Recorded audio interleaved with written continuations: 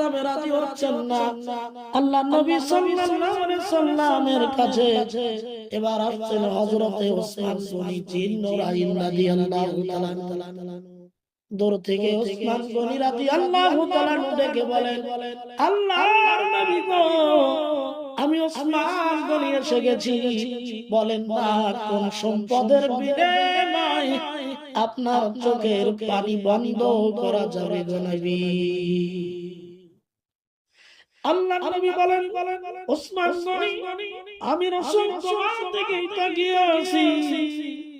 ওসমান পারমিনি ইহুদির বাড়ির খেজুর গাছটা কিনা দিতে হযরতে ওসমান গনি জিন্নুরাইন রাদিয়াল্লাহু তাআলা বলতেছেন, আল্লাহর হাবিব সাল্লাল্লাহু আলাইহি ওয়াসাল্লাম কথা দিলাম গো, খেজুর গাছ না কিনা এই ওসমানের চেহারা আল্লাহর নবীর সামনে হাজির করব না। আল্লাহর নবীর সাহাবী জলিল কদর বুজুর্গ সাহাবী হযরত ওসমান গনি জিন্নুরাইন রাদিয়াল্লাহু তাআলা চলে গেলেন ইহুদির বাড়িতে।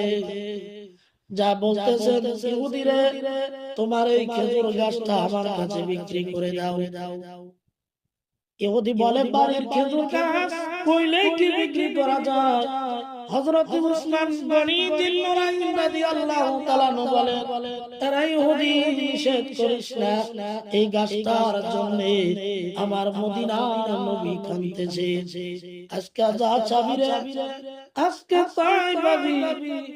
এবার ইহুদি ভাই সুযোগ যখন পাইছি, তাহলে ওসমান তোমার একটা খেজুরের বাগান আছে, যে বাগানের ভিতরে 100 খেজুর গাছ লাগানো আছে, ওই বাগানটা আমার বাড়ির সামনেই পড়ে।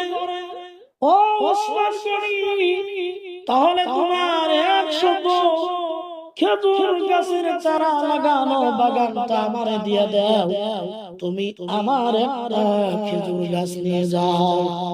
হযরতে ওসমান গনি রাদিয়াল্লাহু তাআলা বললেন, ইহুদিরে ঠকে গেলি, আজকে একটা খেজুর গাছের জন্য তুমি যদি ওসমান গনির কাছে ওসমান গনির तमाम জীবনের সকল সম্পদগুলি চাইতে, আমি ওসমান গনি আমার নবীর খুশি করার জন্য, আমার রাসূলকে খুশি করার জন্য আমি ওসমান গনি রে আমার জীবনের সকল সম্পদগুলি আজকে আমি তরে দিয়া দিতাম।